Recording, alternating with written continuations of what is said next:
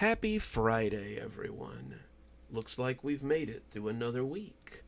And that means it's time for more cozy horror with me, Dr. Plague. Pull up a chair and let's find some great stories to get you through your morning. Today's theme is Kids in Peril, and I think I've got some pretty good stories to get us through our midday and maybe take us up to lunchtime. Our first story is about a girl who finds a friend in a most unusual place. When her confidence needs a boost, she turns inward so that she can find a friend to help her become more sociable. But it doesn't seem that it's all one-sided. So let's hear a little bit more about Mirror, Mirror. And then she said my top was so last year, like she didn't wear something just like it a month ago. She's so terrible, I can't stand her. I looked back at my own reflection in the mirror and was unsurprised when it didn't answer me. Talking to myself in the mirror had become a nightly ritual since I was very small, and it was really the best thing for putting my mind at ease. Ever since I can remember, my parents really haven't had time for me. It wasn't that they didn't love me. I could tell they did. They were just always busy with work or with house things or with the other things that often took up an adult's day.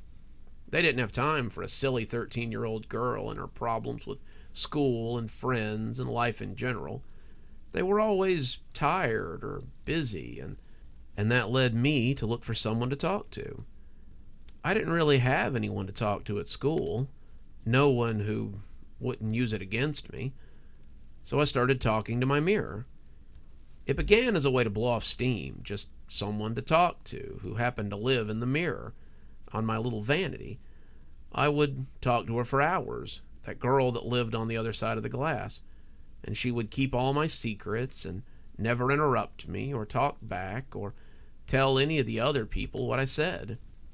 Surprisingly, it gave me confidence and led me to be less reliant on what others thought.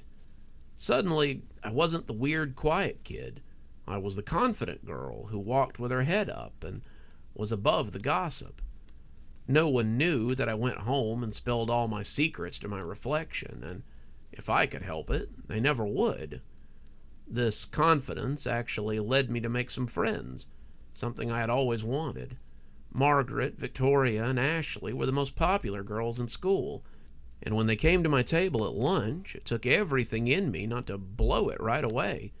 They wanted me to hang out with them, and I took a breath before saying that I supposed that would be all right.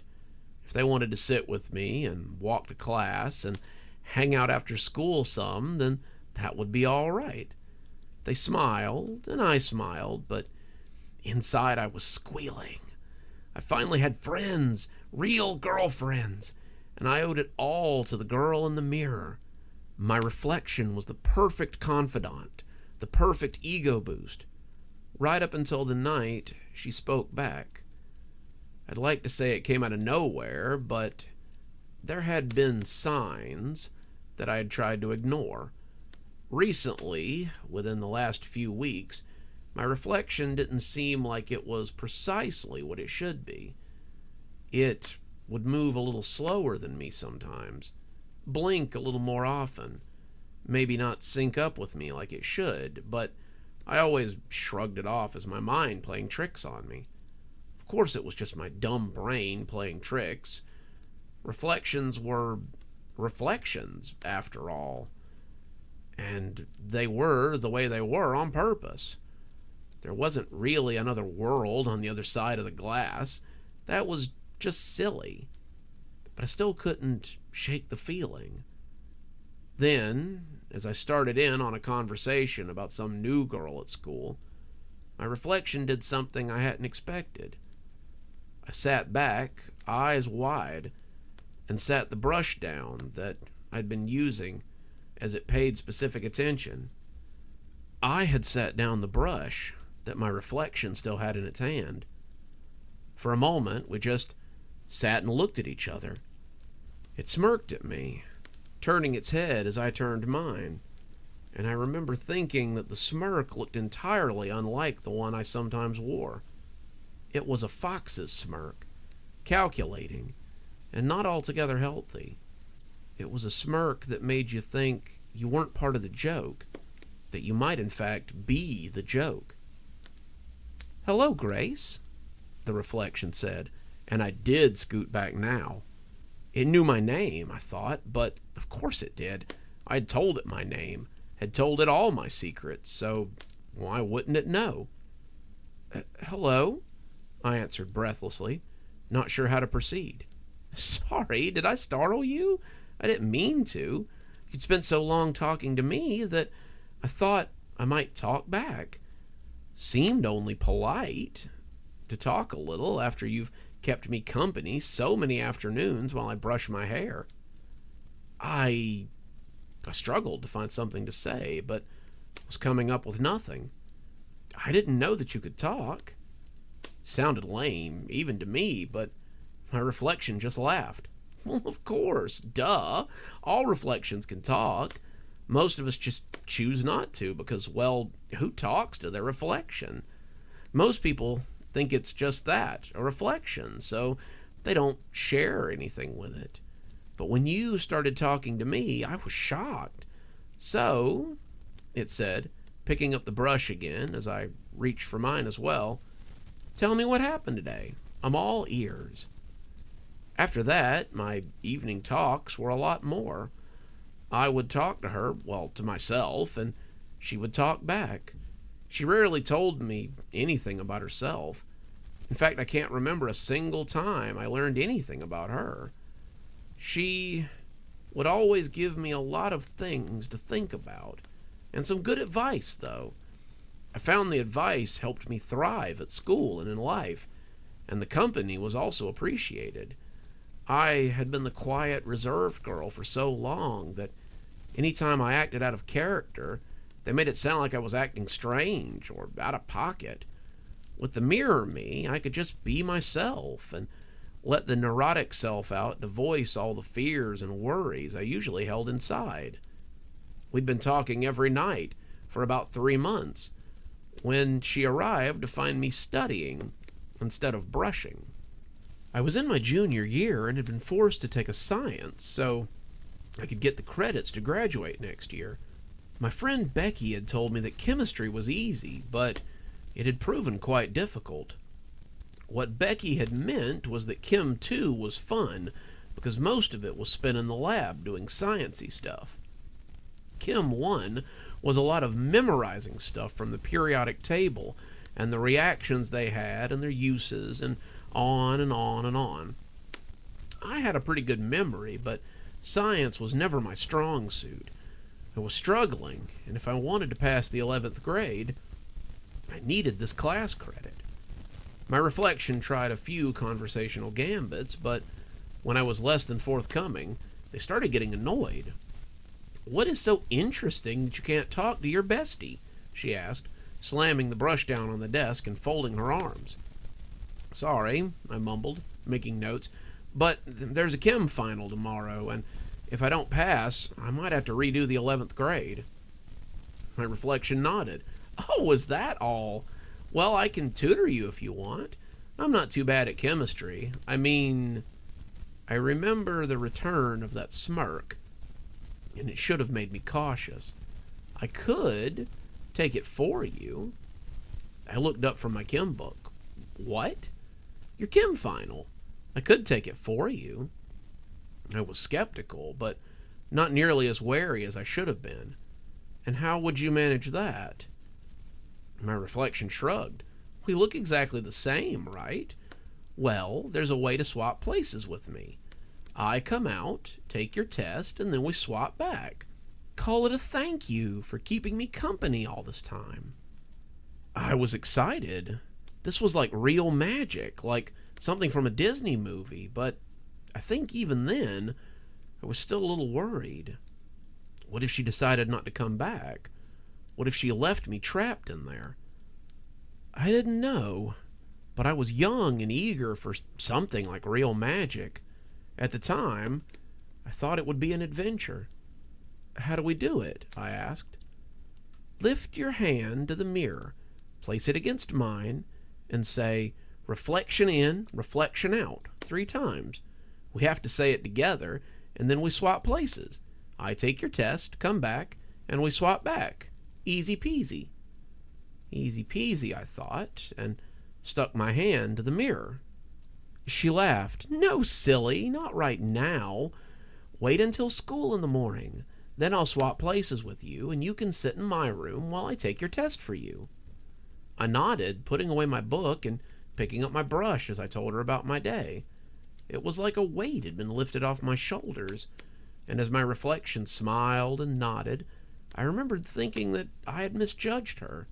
Maybe my fears were unjustified. But I kept remembering the scary movies about things in the mirror, or the things my grandma had said about demons and vanity when I was young. I slept well that night, and when my mom called me to wake me up for school, there I was in the mirror waiting. I put my hand on the mirror, recited the words, and in a flash of light I was on the other side, looking at her. She smiled, turned to grab my bag, as she told my mom that she'd be right down. "Oh, by the way," she said before leaving, "I wouldn't leave my room. Things on this side are a little different, and it might be safer if you stayed put." Then she was gone, and I was left with nothing but my own room to look at and her room to explore. There wasn't much there. The room was about the same size as mine, and set up about the same too. But every time I went for the door, I would remember what she had said and move away. I tried to look out the window, curious about the outside world, but she didn't have a window. It was the only difference between my room and her room, and I realized I would never have noticed from the angle I was sitting at and brushing my hair. She had curtains hung up too, and as I looked for something to do, I stumbled upon books on her shelf. They weren't my books, but they were books. Most of them were books of poetry or children's books, and I set to reading until she came back. If she came back. That was a thought that kept coming back again and again. What if she never came back? What if I was stuck here forever? What would I do? I didn't know anything about this world. How would I eat? What would happen to me? Most of what she had on her shelf were European fairy tales, and the thought of her never coming back made it hard to concentrate on them. Red caps, kelpies, gnomes, guardian trees, elves. I was flicking through the old pages, trying to find some story to hold my attention, but I couldn't keep my eyes away from the mirror. "The Pale Reflection," I read, turning to a page near the middle as I glanced up again. "A creature that hides within mirrors." That caught my attention for a moment. It assumes the identity of its victim so it can leave the mirror. I paused, rereading so I could be sure of what I was seeing, so it can replace them in the real world. That made me look a little closer. Suddenly I was afraid. I'd been worried that it wouldn't come back, but now here was something that seemed to prove it. I had been watching as the sun set outside my window in the other world, but now I was having trouble looking away. It can take on the form of the person it chooses as its victim, and I looked up, hearing the doorknob rattle.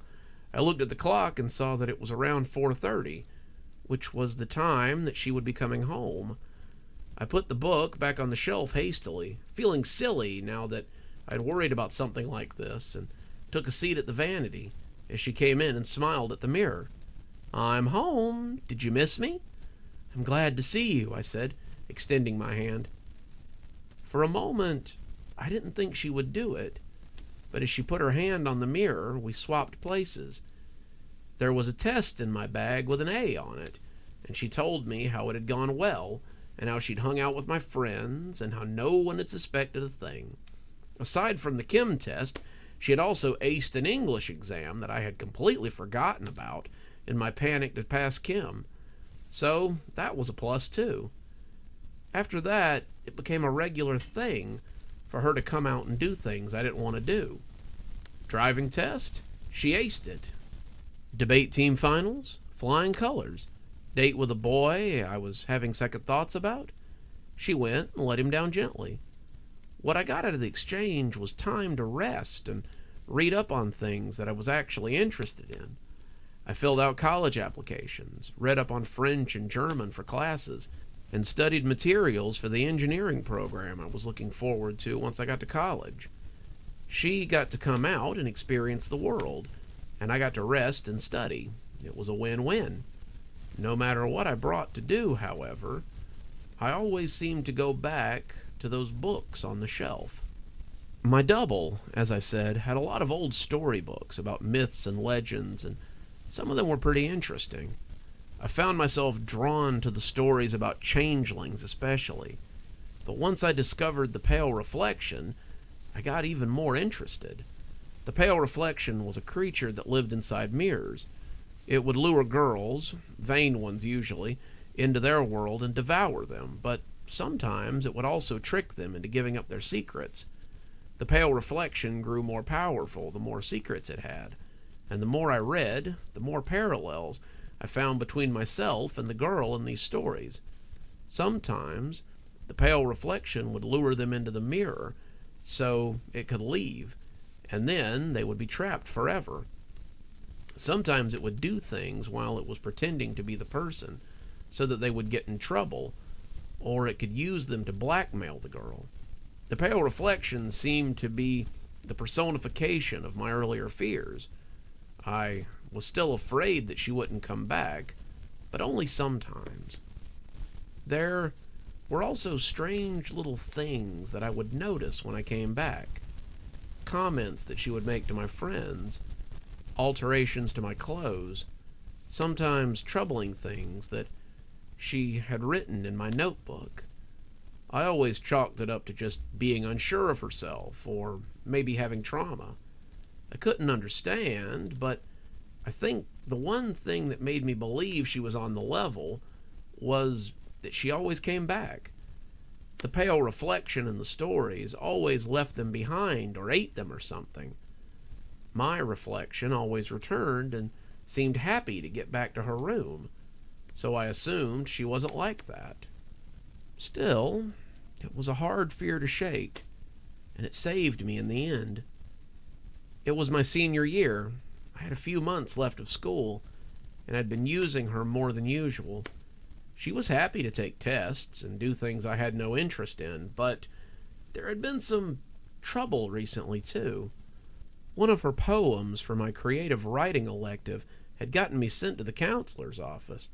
She had said something to Ashley, and it had taken a lot for her to speak to me again. My dad had given me a long talking to after a conversation he had had with her, and now he acted kind of weird around me.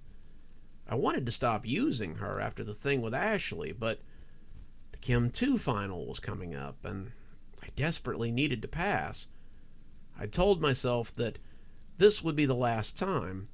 I'd leave the mirror behind when I went to college, and she'd have to find someone else to share secrets with.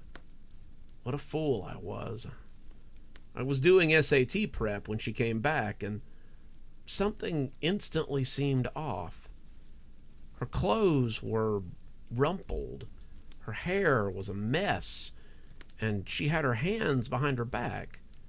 She smiled, but the smile was way off. It was the same smirk I had wondered about all those years ago, and it made me hesitate as I brought my hand up. She never did, though. She slapped her hand on the mirror, and the red mark that spread across the glass made me pull back. It looked like she had dunked her palm in paint, and she cursed as she pulled it back and tried to wipe the glass clean. Come on, she said, putting her hand up again. You want to hear about the Chem final, right? I did not put my hand up, though. What happened? I asked, taking a step back. Nothing, she assured me, but she kept glancing back at the door. Nothing, I just tripped and hurt my palm. Come on, let's swap. I'm so tired. My neck hair was up, though. Tired. She'd never claimed to be tired before. I could hear something in the background, and I took another step away from the mirror. Something was wrong. She was too hasty, and it made me edgy. "Come on!" she shouted, and the mirror cracked a little as she slammed her fist into it. She put her hand up to her mouth, seeming to realize what she had done. "Please, I need to swap back now. It's your turn to come forward. She turned then, and now I could hear the yelling from downstairs. It wasn't my parents. Not just them, but they were part of it. There were other people yelling too, calling for me to come downstairs with my hands up, and I didn't feel that now would be the best time to come forward. When I turned back, her face was full of fury. She looked less like me and more like someone wearing a mask of me. Her hands made the desk groan, and when she leaned in, I felt sure that she was about to come through the glass anyway. "You ungrateful little bitch. You will come through now, or I swear I will hunt you down and make your life a living." But someone kicked in the door then, and suddenly police officers were dragging her away. She fought them. She bit and kicked at them, but they managed to drag her off. There was a terrible ruckus in the hallway, but I never saw her again after that. It would seem that now I was trapped in the mirror, forever a prisoner of my own actions, and always would be. Mary looked stricken. "That's awful. Is there really nothing that anyone can do?" Mary looked at the woman in the mirror, trying to ignore the long crack through the glass, and Grace looked sorrowfully back at her. When Mary had found the old desk in the attic, she had thought it would be the perfect addition to her room, except for the mirror, but the mirror, it seemed, had become the most interesting part of it. Now she had a friend to talk to, a friend with a very tragic story. "I suppose not," Grace said, "but I suppose I could always keep you company while I wait. Maybe help you do better than even I did." As the girl began to babble, Grace tried to swallow down her feelings of wretchedness. She'd been in here a long time, probably a decade at least, and it was surprising what you could learn in that time. Grace had been waiting for someone to come and see the old desk that her father had put in the attic after his daughter had been dragged away for God only knew what. Grace had been left with nothing but the dark for so long. In that time, however, she had discovered an interesting fact about the creature that had tried to trick her into paying for its mischief. Pale reflections were made, not born. Pale reflections could be anyone if they understood the process. She didn't like the idea of tricking this girl, but what other choice did she have? A decade was a long time to be trapped inside a mirror, but she supposed Mary would pick up the trick too once she was out. Grace supposed that even if she didn't trick the girl, she could find someone. After all, she had time. Mirrors always seem to be one of those things in horror that makes people a little squeamish. You never know what might be lurking just beyond the glass.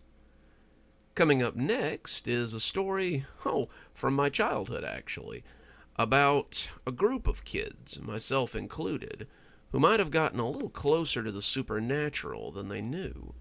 So, let's hear a story about playing hide and seek at the Martin house. They call it the Martin house, and it's easily the most haunted place in town. During the day, it's a beautiful 2-story estate in the Millville area. It sits behind a high gate overlooking the bay on 10 acres, which comes at a premium given the land's cost inside of Panama City. The current owner keeps up the grounds, maintains the home, but they say he will not live in the house or be there after night. He rents it out for parties and events, lets people picnic on the grounds, opens it during the day for tours and historic outings. But an hour before sunset, the gates are locked, and the place is cleared of people. It's a beautiful place, but they say that the devil walks there after dark. The local legend says that Mr. Martin suspected his wife was having an illicit affair with a servant. They say that in a fit of jealousy, he made her watch as he hung him, later hanging his wife and kids and himself from the same large tree in the front yard. They say you can hear voices, screams, and all kinds of odd noises there after dark. They say people have seen figures in the windows and on the grounds near sunset, with black eyes and pale faces. They say you can see lights come on and off in the house after dark, and it's best avoided once the sun goes down. They say a lot of things, but as a writer of dark fiction, I don't put a lot of stock in local legends. I don't believe in Billy Bowlegs. I don't believe in Kissing Mary. And I don't believe in the hitchhikers they say you can pick up by the West Bay Bridge. The Martin house, however, is something I do believe in, because when I was young, I experienced it firsthand. It was 1993 or 94 when it happened, and I was about 7 or 8. My mother had worked at the same hospital for years, and that hospital had chosen to do their employee appreciation picnic on the grounds of the Martin house. I have to believe they were aware of the dark history of the place, but like I said, nothing ever happened during the day, so they weren't worried. The yard was huge, and the Human Resource Department set up games and tents and all kinds of other things to entertain the kids while their parents socialized. I fell in with a couple of kids that I knew, and we played some games and explored the booths, but ultimately got a little bored with the scheduled events. These were kids that I didn't know well, but we all knew each other in that way that you know someone after spending years upon years going to these sorts of scheduled events with them. One of them was the son of my mom's friend. Another one was a kid I actually went to school with, but didn't really pal around with outside of things like this. Another one was just a kid who would wander up and fall back in with us when we all got together. There were about 7 of us that day, the rest of them just falling in with a group of kids to play games, and I can't remember who suggested that we play hide and seek. It was unanimously agreed upon, but after playing on the lawn for a few rounds, it became a little dull.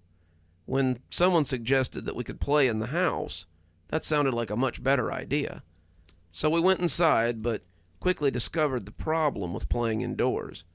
The house was kind of a museum, and adults didn't really like it when kids were running around things that could be broken.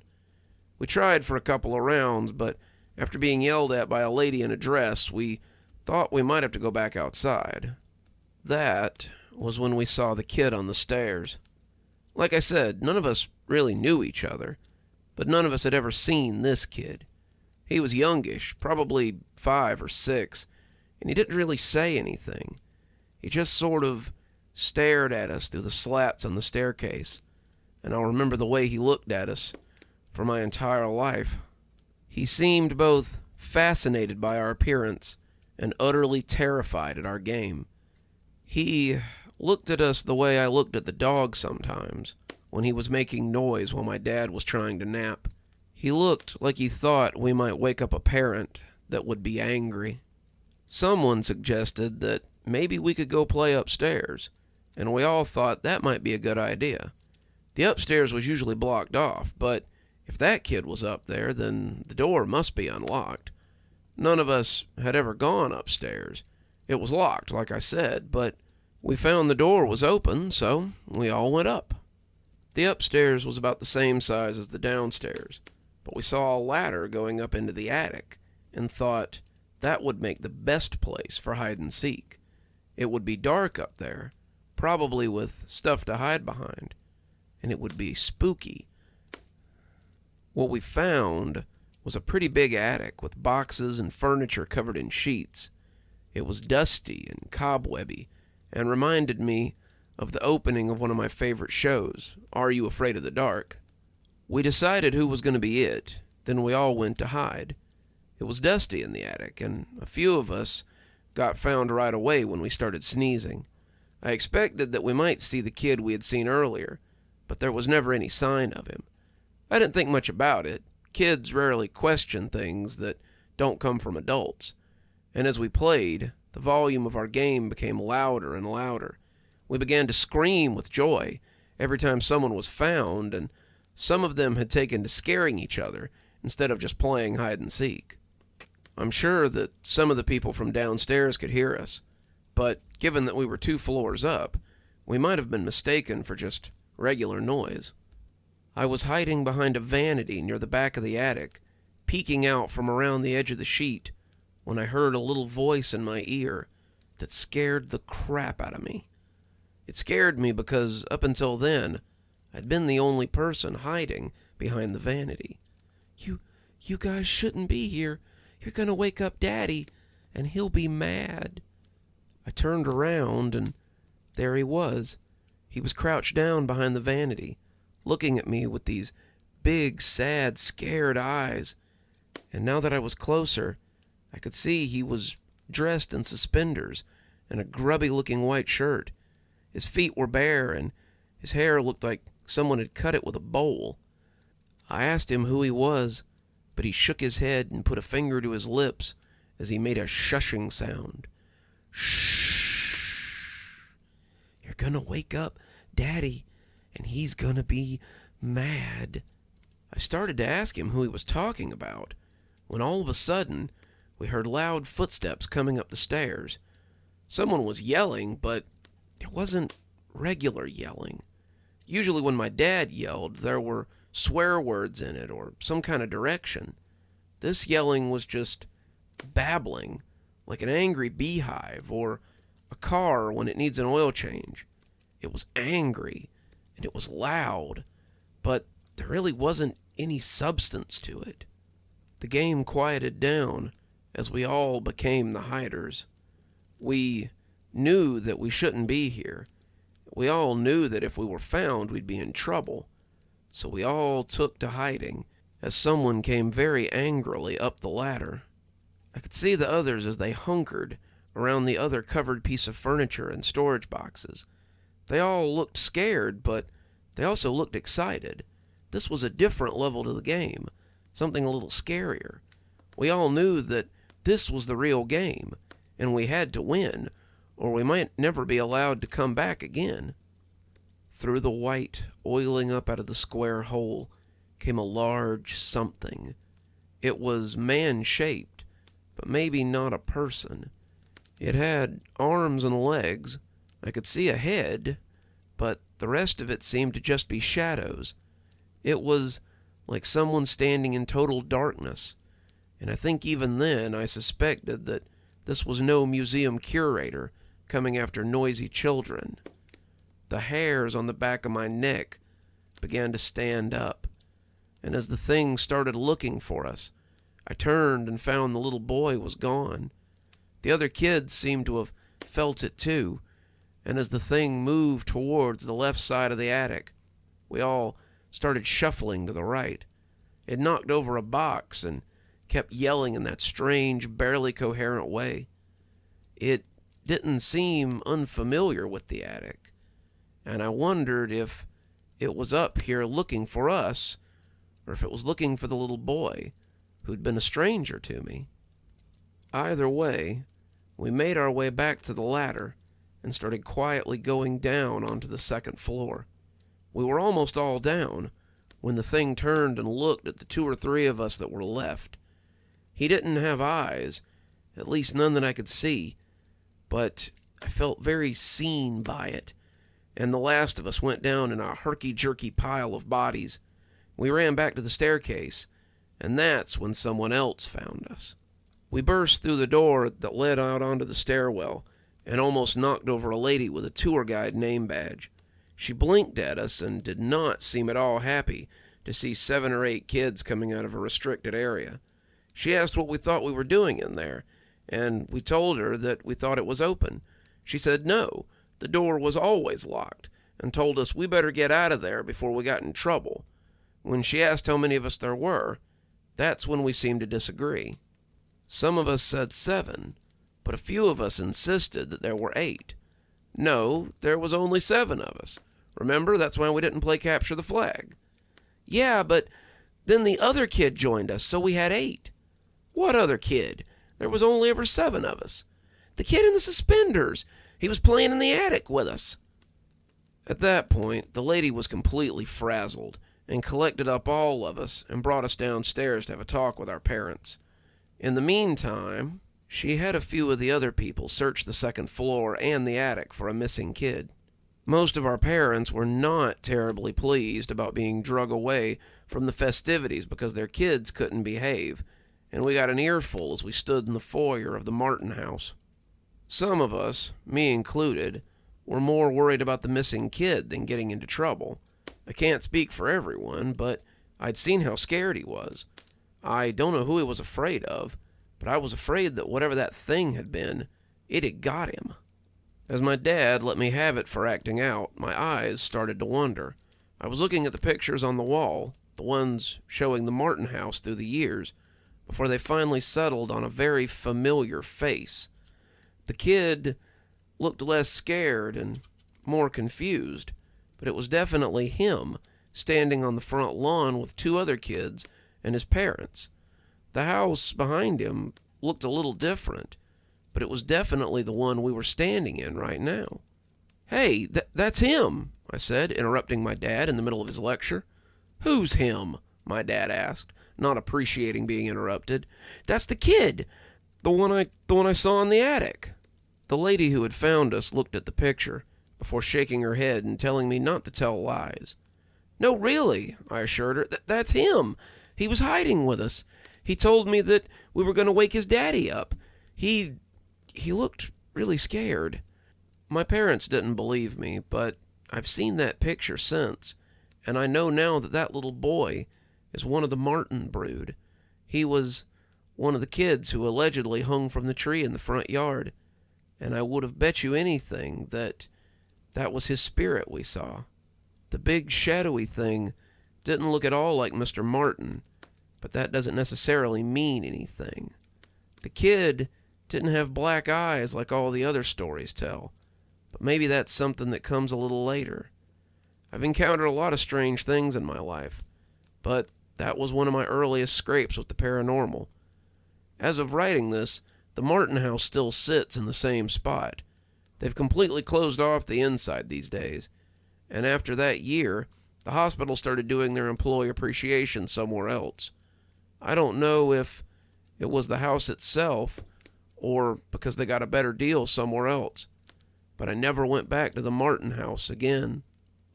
It's strange sometimes when I think about how close my life has run to the supernatural.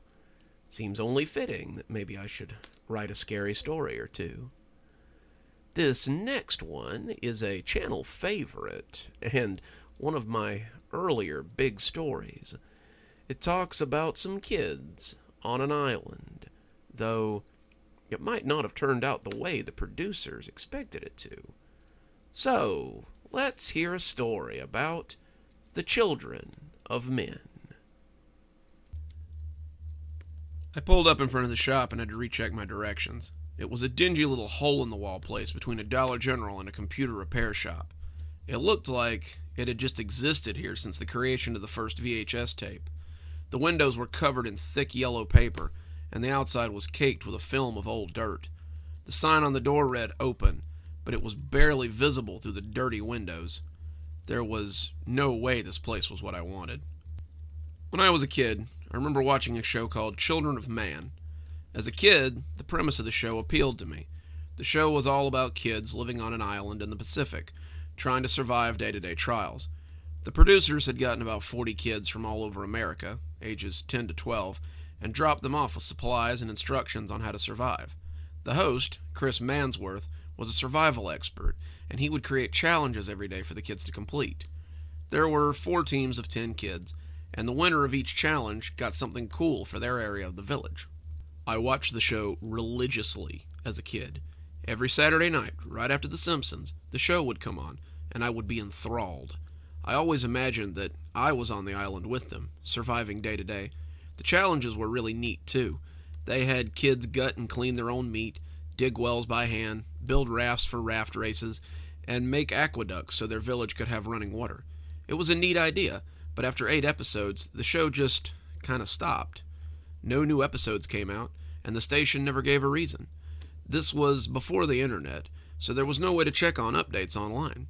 So the show slipped off into obscurity, and my 10-year-old self just kind of forgot about it. I remembered the show again a few years ago, when Mom sent me a box of stuff from the attic. There were a couple of old VHS tapes in there, and between Batman, the animated series, and Teenage Mutant Ninja Turtles, were 8 tapes with handwritten labels that read Children of Men. We had a VHS recorder when I was a kid, and I can remember recording my favorite shows to watch later. I was excited to get to see the old show again, the memories flooding back as I started looking for the VHS player amongst the tapes in the box. There wasn't one, but a quick trip to Goodwill and $15, and I had a gently used VCR hooked up to my TV. I watched all 8 episodes back to back and fell in love with the show all over again. I remembered the kids I liked. Robert and Catherine were my favorites, but many of the kids had also been given a lot of screen time, and it was hard not to like them too. As I watched, I found myself wanting to see how the show ended over and over again.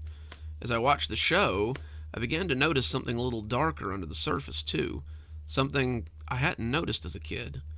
The village was divided into 4 teams: green snakes, bluebirds, red foxes, and brown mice. The teams had been divided up by background mostly, and it seemed very divisive to me as an adult.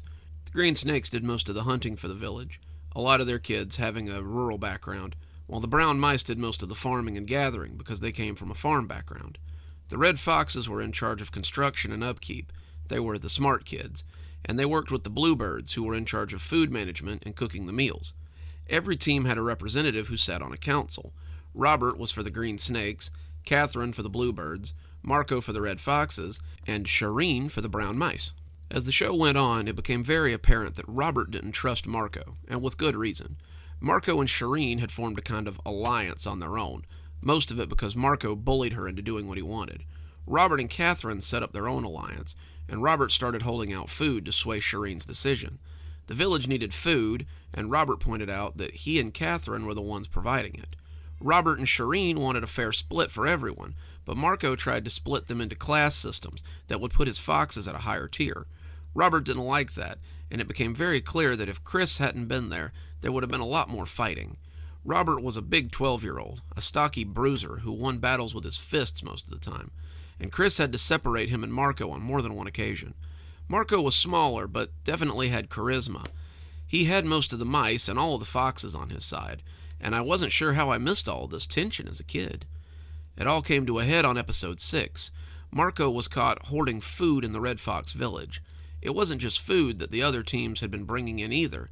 He had been taking the comfort foods from the canteen the brown mice ran for the village and storing them in his hut. Robert discovered this and took Marco prisoner, demanding that he be placed on trial. The whole village was in an uproar, but Marco agreed to be confined to a central cabin until the council could rule on his trial. Chris was setting the whole trial up as an episode 8 for the viewers. At the end of episode 8, the council found Marco guilty, and the episode was ended with a lot of shaky camera work and the red foxes storming the podium where Marco was seated. That was how the show had ended. The little bell chimed overhead as I stepped into the tiny place. The store looked like a throwback, sharp-looking rickety shelves that were covered in plastic VHS boxes and dust. The shelves held VHS tapes, Betamax, and DVD cases that were arranged neatly amongst the filth and dust. A quick look showed that they were all arranged alphabetically, like an ancient library of some sort. The shelves fronted onto a glass display case that held murky wonders within. On the counter was a TV, an ashtray stacked with old butts, and a greasy store clerk who smiled at me as I approached. "You the one who called about the tape?" he asked, showing a mouthful of stained teeth as he smiled. I had searched for months on my own. I had taken to the internet in an attempt to find something, anything that would give me some closure. Wikipedia told me that only 8 episodes were aired, but that 12 had been intended. I dug deeper and began to see that the show was a mystery all its own. The list of children that had been on the show was woefully incomplete. Marco and Robert were there, so were Catherine and Shireen, and Chris was there as the host, but none of the other children were named. No one except Chris Mansworth had gone on to do anything after the show, and his only contribution was his death a few months later. His Wikipedia said that he had committed suicide in his hotel room, and foul play was not suspected. As for the last 4 episodes of Children of Man, however, there was no mention. So I took to the usual online sleuths, Reddit, 4chan, TV message boards, but no one seemed to have the answer. Most people had never even heard of Children of Man, and the ones that had were more interested in my copies than the last 4 episodes. Apparently the episodes were never compiled or released for purchase, and the only means by which you could still see them were on VHS tapes like mine. I had several offers for them. One guy wanted to give me $500 per tape, but I declined and told him I'd post copies of the tapes for free if they wanted. That's how I met Charleston Hammer 462. He was a user on the hometown board of Reddit. He saw my post and the posted videos and got in contact with me about the place I was currently in. Heard you were looking for a certain tape. In my line of work, when you're looking for something, you go talk to Reggie. He owns a shop in Burlington, South Carolina called Video Time Capsule. If you need a banned episode of a 70s drama or a never-aired documentary from the 60s, you talk to Reggie. I read the message a few times before responding. Thanks, Charleston, but these episodes aren't just unaired. They're unknown. No one has ever seen them. I don't even know if they exist. And the store you're talking about is 400 miles away. When I hit send on the message, I figured I'd never hear from him again. It took him an hour to respond, but he got back with me. What you're after is very rare. I used to watch Children of Man myself when I was younger. It ended so abruptly that it's been an internet mystery since the net was just message boards and wells. I didn't learn about the last 4 episodes, though, until I met Reggie at TVCon. We got to talking about old TV shows, and after a few drinks, he told me he had the last 4 episodes of Children of Men. I perked up. Have you seen them? That response took a little longer. I have. It's some pretty different stuff. I won't ruin it for you, but if you value the way you remember the show, don't watch it. There's a reason these episodes never made it to air. Here's the number to the store.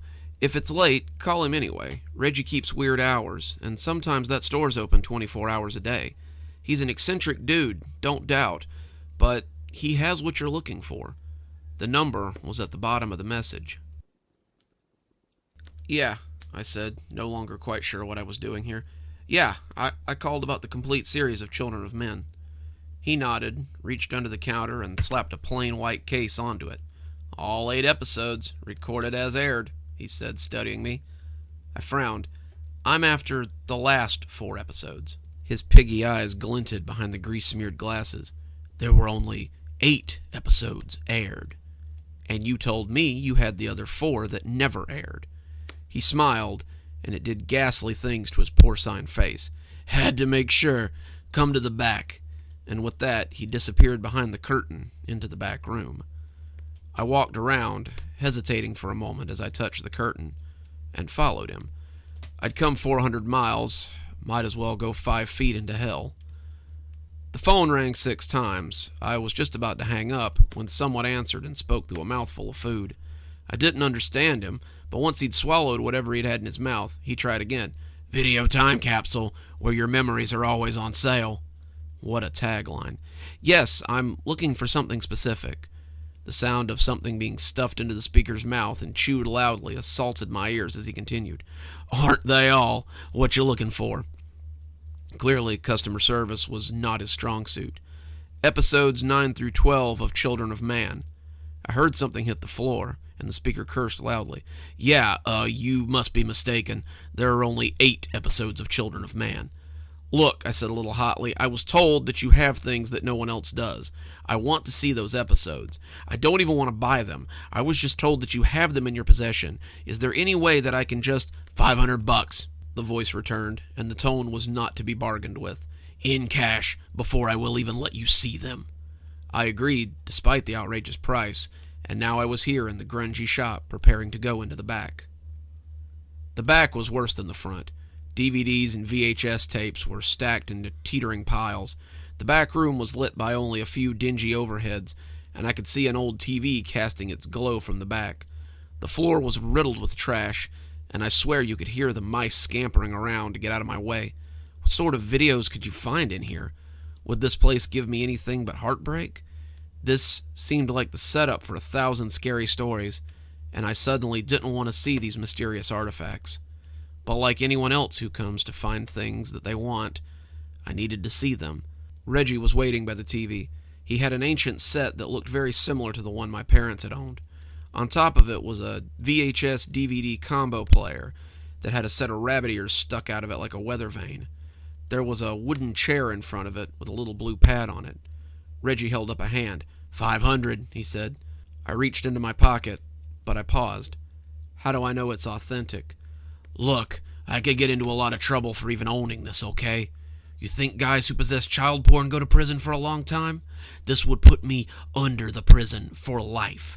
If you want to see those episodes, then I need the money. Are we doing business or what?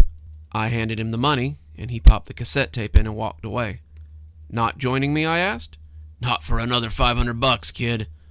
I heard the curtains rustle, and the show began. Episode 9 gave us a recap of the trial, and then the storming of the stage.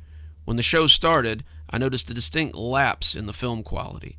Whoever was operating the camera was just shorter than the usual crew members, and they seemed barely able to lift the heavy rig. Finally, the camera had Robert in frame, and he began to fill us in on what was happening in the village. It's been about 3 days since Marco's trial and his escape. Since then, Fox Village has been separated from our village. They took most of the brown mice with them, and now they're trying to raid us every night for food. Something's going on over there. We heard shouts this morning, and at that point, the shouts got louder, and Robert ran off screen as the camera tried to follow him. We came to the edge of Red Fox Village. Many of the huts that were once on the verge had been burnt out, making a kind of barricade between them and the rest of the village. Many voices were cheering as something swung from the tree. At first, I thought it was just an effigy, a dummy maybe, but then suddenly I realized it was Shireen. She hung like a grotesque wind chime in the space between the villages, and Robert shouted for Marco to stop being a coward and come out. Some of the kids were crying, but everyone on the other side cheered and shouted, "Traitor!" or "Faithless!" at the swinging body of Shireen. I sat glued to the TV, unsure if any of this was even real. It was night when the next recording resumed. It seemed that whoever was running the camera wanted us to see a raid. The night vision on the camera showed kids with torches fighting other kids who were leaving their storehouse in a hurry. The kids with torches hacked at them with machetes, blood flying as they connected, and some of them dropped as they were stabbed or hacked to pieces by the blades of the other children. The rest of the episode was mostly uneventful. Lots of shaky cam, lots of crying, and at one point someone dropped it and didn't pick it up again for several minutes. As the episode ended, I was left looking at my own stark face looking back at me. What had I just watched? There was no way this could be the same show. Things had gone very Lord of the Flies in the village, and as the 10th episode started, I wasn't sure what to expect. Episode 10 started without preamble. There was no recap, no theme music, and the footage looked unedited. We see a much more professional camera crew, and Chris Mansworth trying to bring some order back to the island. They're coming up through the shallows, Chris and about 10 adults, coming up in the dark towards the village. Chris was talking about how it had all gotten so out of hand, and how he was going to try to rescue the kids. As they came into the seemingly empty village, Chris cupped his hands and began to shout at the empty huts. He told them that the game was over, and that it was time they went home. He told them that there was a boat that would take them home, but there was still no response. He moved deeper into the collection of straw huts, the fires burning low around him, and that was when they struck. Kids with spears, kids with machetes, came screaming out of the darkness, and the cameramen backpedaled furiously as the adults were completely taken by surprise. Blood flew, legs were sawed off as pint-sized pygmies, hacked and chopped, and Chris Mansworth was buried under a pile of children as he screamed and flailed. As the cameraman tripped and went down, we see the shadow of a child standing over him as the spear comes down as well. The episode ended very abruptly. I was speechless. What the hell had happened to them? These were kids that had been doing challenges and making friends. The rivalry between Robert and Marco had always been the most serious part of the show, but now they had devolved into savagery. The 11th episode was about 10 minutes long. It opened on a stationary camera shot of the same space where they had held the trial. Marco was on his knees before the camera, and he looked bad. His left eye was a puffy mass of bruised tissue, His left ear was a bleeding stump. His nose looked to be cut jaggedly. He was weeping silently, and his tears were thick and bloody. Robert stood behind him. He had always worn a white football jersey in every episode I'd seen him in, but the garment was stained red and brown now. He bled from several places on his chest, and when he raised his machete, it was with obvious pain. This morning, before the sun had risen, this dog attempted to attack our village. He violated the rules of war as agreed upon by he and I. We agreed to a battle between our two villages at dawn. This snake tried to attack us in the night and lost. Thus his village is forfeit. As the winner, I sentence him to death. Please, Robert, Mansworth said, his voice off screen. The show's over. We can all go home now, back to your parents. It doesn't have to end like this. As Marco cried his terrible tears, Robert looked at Chris off screen and turned back to his enemy. The show is over. This is our home now. He brought the machete down. Marco cried out and fell face first onto the ground. Robert fell on him, hitting him with the machete again and again. Blood sprayed from the struggling child, and when Robert looked back at the camera, his face was spattered with gore. He reached out, and the camera went off abruptly. The last episode was only a few minutes. It started with a shaky cam journey through the jungle. The runner was being pursued. I could hear the footsteps behind him. As the runner got to the shore, he jumped onto something and pushed it into the water. The wooden deck of a boat came into view, and as he drifted out, I could hear oars working in the water. He sat the camera on the seat as he rowed, and the faces of children could be seen in the surrounding jungle. Then, everything went dark. The tape clicked, and the TV went back to static. I left it in the VCR and stumbled out of the back room. Reggie was sitting behind the counter and looked up at me with something like sympathy. He held something back towards me, and I saw it was my money. I shook my head and stepped away from him. I had bought a ticket, and I had paid the price. You okay? Yeah. So, what happened to the kids? They just left them there? Reggie shrugged. Coast Guard picked up Mansworth about 2 days later. He was drifting in the ocean and looked extremely rattled. He wouldn't tell them how he had gotten out there or where he had been. When he got back, he gave the tapes to the studio, and the next time anyone saw him, he was dead. And the kids? The studio never pursued the show, never sold the aired episodes. They never even tried to air what Chris had brought back. They just made the whole thing disappear. I suppose there's an island out there full of kids who wanted to be on a TV show and just never came back. Their parents were likely told there had been an accident or something. The whole thing was hushed up, and eventually people forgot. You'll forget one day, too, he added, as though he thought it might help. As I lay in bed now, trying to forget the horrible things I saw, I hope I do forget, but I doubt I ever will. So if you ever find an island out in the Pacific, maybe one full of locals that look just a little not right, turn your boat back out of sight. Those natives are not friendly. Tragic, I'm sure. Though if you find yourself out in that neck of the woods, maybe that's one island you want to steer clear from. This next story is about an item that was in so many of our childhoods.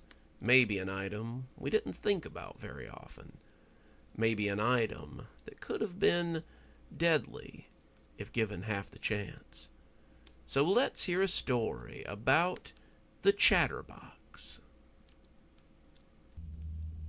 She died very suddenly, though none of us could have known what lay inside her. Her name was Kimmy Wynn, and she was from Korea or Singapore, somewhere like that. We never learned much about Kimmy. Her family didn't speak very good English, though, but Kimmy spoke it well enough to understand the lessons. We tried to befriend her, but Kimmy was shy, and I'm ashamed to say that we took to bullying her. We were in elementary school and extremely cliquey. Kimmy was an outsider. She wore strange clothes. She didn't speak like we did, and we made fun of her for it. Most days, she just sat in the back of class, sat on the pavilion at recess, and said little to nothing. When she died, it surprised everyone. Kimmy lived in a small apartment complex in a not-so-great part of town. Her family worked for her uncle, Mr. June, who owned a market in the neighborhood they lived in. Kimmy had been working there after school, helping her parents pay the bills, and she'd been making a delivery on her bike when someone had abducted her. They found her bike just sitting on the curb, wheels spinning slowly, and the police didn't seem hopeful in their investigations. Her kidnapping was all the buzz around school, and my friends wanted to talk about little else. Marissa, our sort of leader, said she bet that Kimmy had just made the whole thing up so that people would be friends with her after she was found. Leanna said that she shouldn't say things like that, but you could tell she didn't really feel very scandalized. She said she'd be praying for her, praying that they'd find her safe, but even at 10, I doubted it. I kept my mouth shut on the matter, personally thinking it was terrible. No one should just be grabbed off their bike as they tried to help their family. A week later, they found her body in an empty lot near her uncle's shop. Mom wouldn't let me watch the news report about it, but Marissa said that the newsman had said that she was chopped into little pieces and left there. The news thinks it might have been something to do with her uncle, but they don't seem to know much about it. A service was held for her at the local Korean Baptist church, and I saw a picture of her parents lighting a little paper boat and floating it out for her. Her 2 sisters, one of whom was in the 1st grade, were there too, and I remember thinking how awful it would be to lose someone like that. My own sister wasn't very nice, but I still didn't want anything like that to happen to her. A few days later, Miss Hurd stopped me as I was going out to recess and asked if I would put the stuff from Kimmy's desk into a box. Her parents are coming at the end of the day, and I really need to be outside with the other children. Just put it on my desk and come outside when you're done. I saw the pack of Marlboros in her hand and guessed that child-minding probably wasn't the only thing on her mind. Marissa stayed to help me, and I found that Kimmy's desk was surprisingly neat. My desk looked like a garage sale, but Kimmy's desk was very organized, and it was easy to pack her stuff away. Marissa cooed over her Hello Kitty pencil box, but I reminded her that we weren't allowed to take her stuff. The pencil box, her notebooks, her folders, and a cute little art supply case went into the box too, along with a Hello Kitty eraser and a pencil set. Marissa looked over it all greedily, but I wasn't trying to get in trouble for taking anything from a dead student, especially not when the teacher had trusted me to pack it. We were loading some of her notebooks when a small purple book fell out of the middle of them. Marissa pounced on it before I could even fully register what it was. I told her to give it back, that it didn't belong to her, but Marissa was already opening it and leafing through it. "Oh, no way! It's her journal! Give it, Marissa. It isn't yours. We need to put it in the box before someone sees it." "No way. No one knows about it, so who's going to miss it? Unless," Marissa got a mean look on her face, "you're going to tattle on me." I stopped complaining then and let her slide the journal into her pocket. Marissa and I had been friends since 1st grade, but I hadn't forgotten how mean she could be either. She had bullied me in kindergarten for the better part of the first half of the year, until I'd come to school with a brand new backpack one day, and she had fallen in love with it. Marissa had said someone with a backpack that cool had to be friends with her and Leanna, and I had been part of their clique ever since. That had only been 3 years ago, though, and I wasn't in a big hurry to go back to the way things had been. Marissa and I were friends, but Marissa could be mean when she wanted to be. I won't tattle," I said softly, more to myself than to her. "Good," she said, snatching the pencil case out before I could get the lid on. I set the box on the desk, and I made sure that Marissa was out of the classroom before I left. I didn't want her doubling back to grab anything else out of there. The idea to make the chatterbox was Marissa's, as so many other bad ideas usually were. She read the journal to us at recess, taking delight every time she or Leanna were mentioned. My name came up a few times, though it was usually by association. It appeared that Kimmy had been keeping a journal of people and how they had wronged her, as well as how they had wronged others. Quite the little spider was Kimmy, hiding away and listening to people as they gossiped or went about their lives. Marissa said, getting a mischievous look. "I've got an idea." She turned to the back and tore out an unused page, beginning to write the predictions for her chatterbox. If you're unfamiliar with the item, it's probably because it has a million names. I've heard them called fortune tellers, whirly birds, paku paku, salt cellars, cootie catchers, and any number of other things. Sometimes when I post about them online, I get little fights started over what they're called. People have 1,000 different names for them, but they seem to be something known worldwide. They are little devices that you put numbers in, picking numbers randomly until you get your fortunes and learn your fate. Marissa had already started writing the same old things she always wrote on the wedges anytime she made one of these. They were never very creative. Usually things like you'd marry a millionaire, that you'd be a princess, that you'd have 20 children, that sort of thing. She was always very predictable, but she never seemed to include anything bad in her predictions. Marissa, despite being a bit of a brat, didn't like for bad things to happen to her or her friends. When she made the chatterbox, it was always the best outcomes. Okay, pick a number. I looked at the chatterbox questioningly. What are you doing? Isn't it obvious? If Kimmy knew so many secrets, then maybe she won't mind telling us our future. The idea of using a dead girl's paper to tell our fortunes made me shudder, and I shook my head as she turned to Leanna. Come on, Lee, let me tell your future. I guess it couldn't hurt, Leanna said. 5. Marissa opened and closed the device very fast, before holding out for her to pick another number. 7, she said, smiling a little as the paper creature plopped open and closed very quickly. 3, she finished, and Marissa opened the flap. You should tell Jana what you... But Marissa stopped suddenly. She seemed to realize that she had read words before she had quite put together what they had said. Tell Jana what? Leanna said, smiling but looking a little nervous. Marissa looked at me. Did you write something on this while I wasn't looking? No.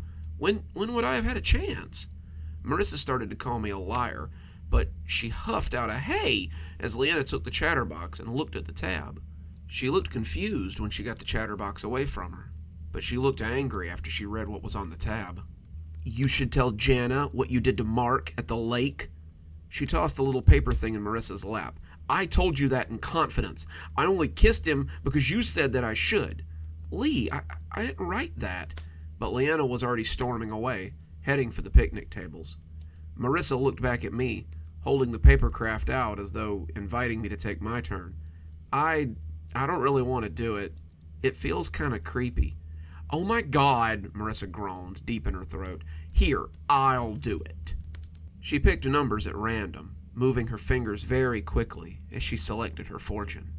Marissa looked mad, furious even, but that didn't seem to stop her from selecting numbers and finding out what her fortune might be.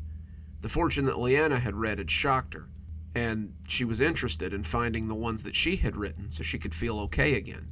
It was a fluke, she must be thinking, and now she was going to prove it. She opened tab number 3, and I could see her hands shaking as she read it. Felicia doesn't like you. She pretended to, because her mom asked her to. She looked at me suspiciously, but I just put my hands up and looked at the words inside. It's not even either of our handwritings. Your handwriting is swoopy, and mine is super sloppy. This handwriting is way too neat to be either of ours. Marissa looked at the handwriting, and then flipped open the journal as if looking for the source of it. She stared at a few of the pages, before slamming the book shut and taking the chatterbox with her. I asked her where she was going, but she didn't answer. Turns out she was going on a tour of the playground. I didn't realize what was going on until a group of angry kids approached the playground monitor with a frantic Marissa in tow. The lead girl, Felicia Spaulding, looked livid, and Marissa was trying to tell her how sorry she was with every step she took. Miss Conway, Marissa's telling lies about my friends and me. Miss Conway, a broad, beefy, grandmotherly woman with hands like slabs of meat, looked at Marissa and then back to Felicia. What's going on, girls? What's this about lies? I didn't write it, Marissa wailed, waving the chatterbox with her free hand. She wrote lies about us in her chatterbox. Her box said that my mom had gotten an abortion and that Cindy was adopted. Cindy, the tall girl with the wavy brown hair that hung with Felicia in her clique, was crying and shaking her head. Other kids had similar stories.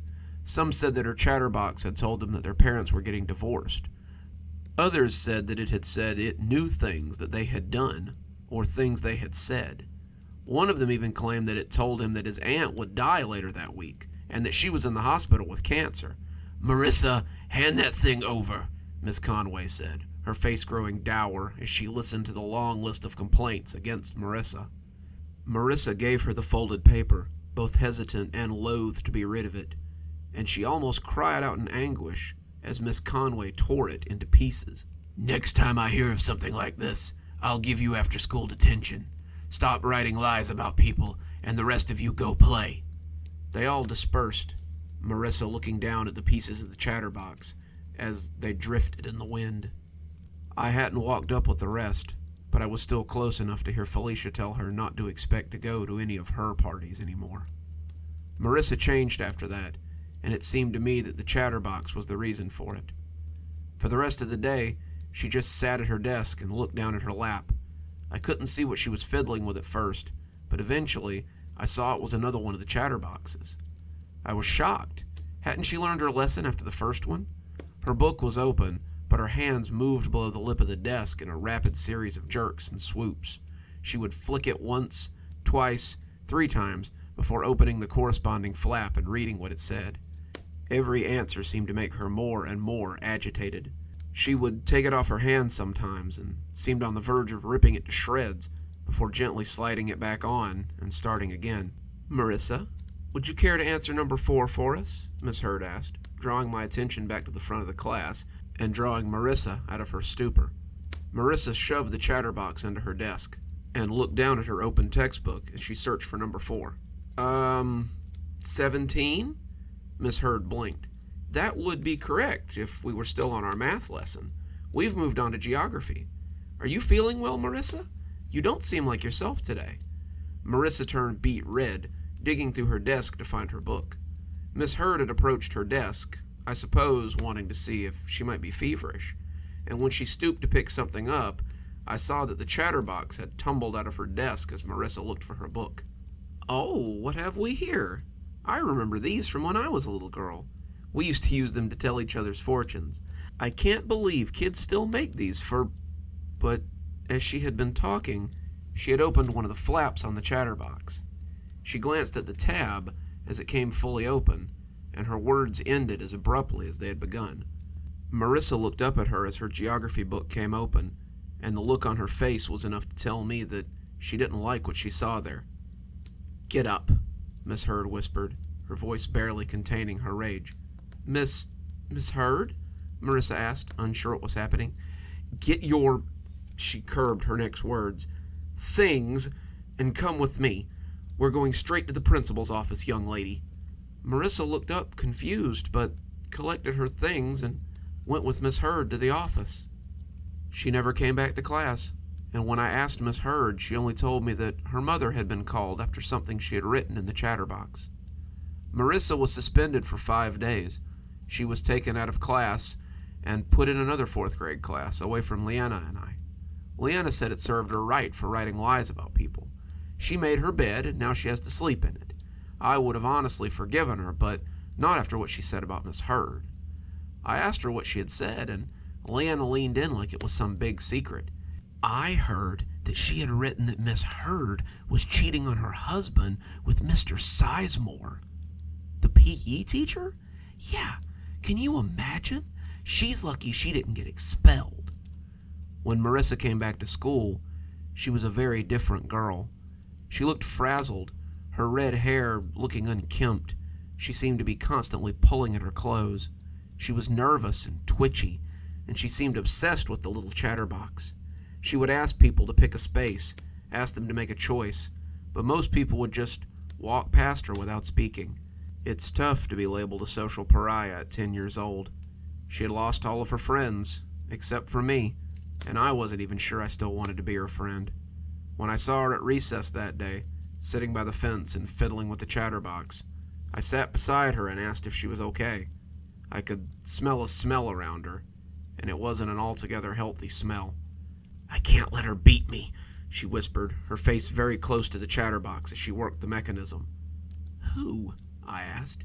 "Kimmy," she said, just as low, and when she opened the fold on the chatterbox, she sobbed and closed it again before starting. "Mara, Kimmy's dead," I said, using her nickname to try to bring her back to her senses. "Not all the way dead," she said, and when she opened the tab this time, Her fingers crumpled the space, and I could read the message written there just before she closed it. Your mother thinks you're crazy. Marissa pushed me suddenly, and the fence scratched my back as I slid sideways. Through the tears that welled in my eyes, I could see her lunatic's face as she pushed it inches from mine. That's not your fortune. Don't read other people's fortunes. Miss Conway must have seen something, because she started walking over. I got up and walked away quickly, not looking at Marissa as the playground monitor approached her. That was the last time I spoke to Marissa, but not the last time I saw her. For the next 3 months, I saw her on and off. She became like a wraith who haunted the school. She stopped asking people to look at the chatterbox. She just sat off by herself and played with it, cringing and sobbing every time she opened a flap. The more I saw her, the worse I felt for her, and eventually I decided to try and bury the hatchet. I decided that after school I would go visit her at home and try to see if we could reconcile. I also wanted to see if there was any sanity left in her to save. She hadn't been at school the last couple of days, not that anyone but me had bothered to notice.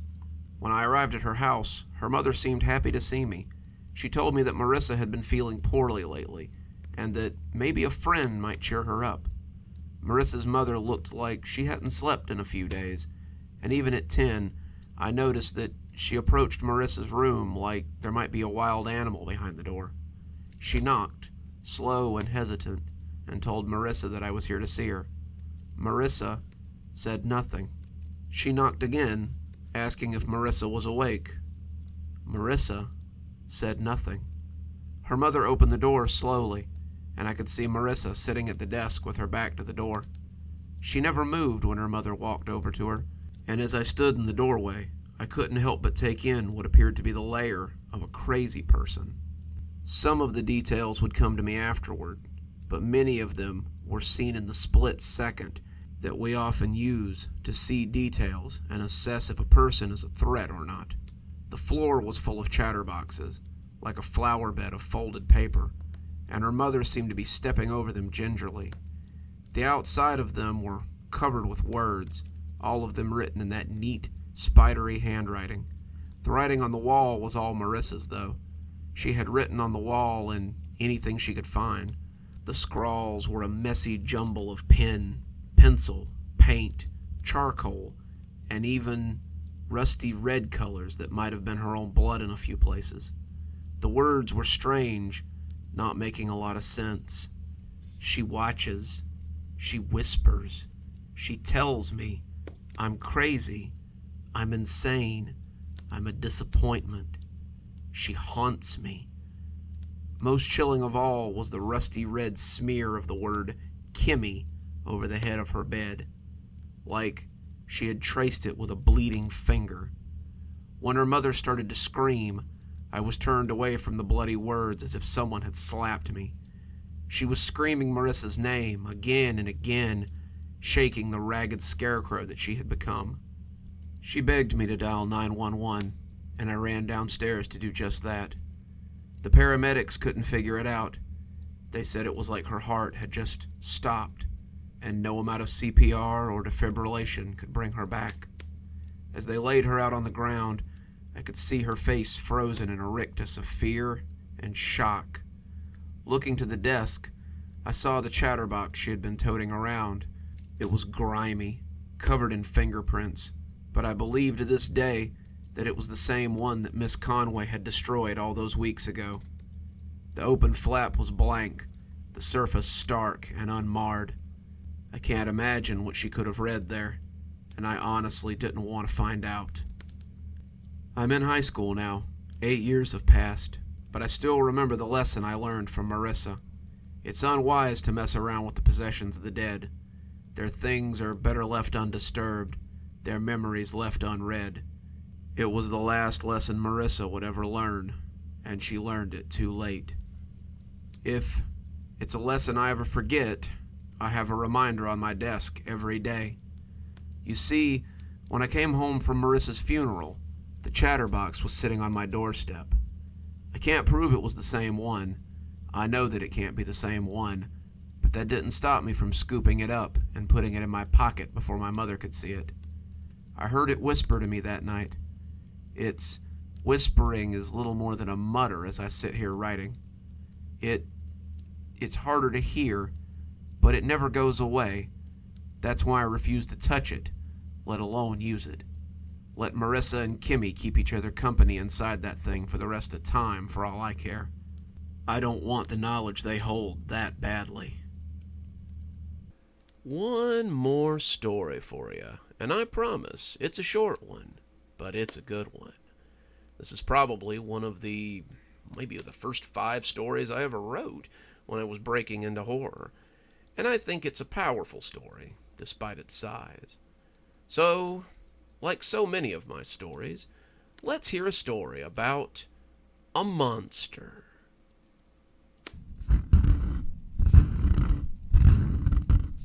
There it was again. Jeremy put his hands over his ears and tried to block the noise out, but the scratching against the hardwood sent chills up his spine. Stop it! Stop it right now! Jeremy clapped his hands over his mouth, terrified at what he had just done. The scratching under his bed had been happening for 3 weeks. The scratching, the weird noises, and sometimes he thought he heard whispers and whimpers amongst the odd sounds. His parents had said, "Oh, you're just dreaming," or "It's just the house settling." But Jeremy knew that it was something. There was something under there. He knew it in that way that children always know. The scratching stopped, and he lay there, silently shivering with the covers pulled up to his chin. He had done it now. Now it would slink out from under his bed and eat him up. It would come towering out from under the bed and hurt him with its long claws, or... "Who's there?" said a small voice that was trying to be brave. Jeremy jumped. That had been a child's voice. The thing under his bed had spoken, and it was a kid, like him. He peeked over the edge of the bed, expecting yellow eyes or a mouthful of pointy teeth, but no one peeked out from under his bed. After a few seconds of heavy silence, Jeremy decided to be brave for a little while longer. I'm Jeremy Bird. Why have you been under my bed all these nights making noise?" "Me? You're the terrifying thing that's been making noise under my bed this whole time," said the voice. To Jeremy, it sounded terrified. "No, I haven't," Jeremy said, and he laughed at the absurdity. "Oh, yes, you have. You growl and roar deep in the night. I've heard you," said the monster, who was blustering with angry terror. Jeremy thought for a moment. "Does it sound like this?" He pretended to snore. He'd gotten pretty good at it if he wanted to trick his parents so they could stay up a little later. The monster quailed in terror. "Oh no, I'm sorry. I shouldn't have." "Shh, that's the noise I make when I sleep, silly," Jeremy said with a laugh. "Oh," said the monster, relieved. But what about that terrible squealing you make?" it added suspiciously. Jeremy thought about it, and as he thought, he leaned back on the bed, and the springs creaked and groaned. It chills me every time I hear it," said the monster with real terror. "That's just the mattress," Jeremy said. He was becoming less afraid of this monster, as it proved to be more fearful of him. "Well, what about those little noises you make at night? They're so invasive, they make me want to scream." Jeremy thought, what could the creature be talking about? He looked at the glow of the dark stars on his ceiling as he contemplated, and smiled as he remembered how his mom had pasted them up there. What small noises late at night could this creature be talking about? He thought and thought, and his silence made the monster cry a little, a high-pitched whine at the back of his throat that made Jeremy cringe.